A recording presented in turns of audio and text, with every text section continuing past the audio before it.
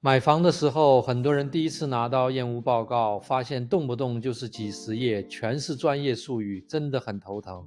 其实呢，大多数小毛病，比如门把手松动、墙皮开裂，这些都不是什么大问题，修修补补就行。但是报告里有一些地方，如果你没注意到，后期修起来就是个无底洞。今天我就带你梳理买房验屋时一定要特别留心的9大风险点。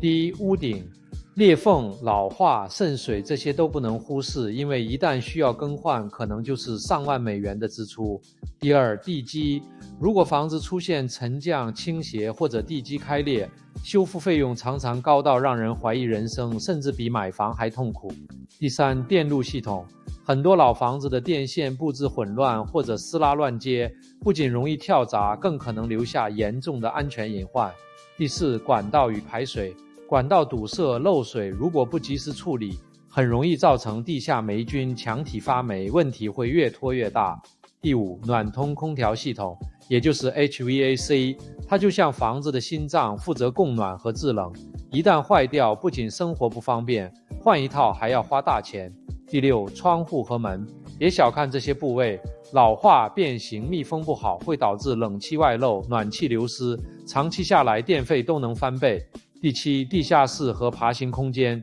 这是很多买家最容易忽略的地方，潮湿、积水、霉菌甚至白蚁虫害都可能藏在这里。第八，外墙和屋檐，表面的小裂缝如果放着不管，可能慢慢扩大，最后修复起来既麻烦又昂贵。第九，环境问题，比如石棉、含铅油漆或者氡气超标，这些不仅影响房子价值，更是直接危害健康的隐患。总结一下，验屋报告里写的各种小问题不用太害怕，真正要做的就是把这9大风险点盯紧，只要把大坑避开，买房才算买得安心，这样以后住起来既省心也少花冤枉钱。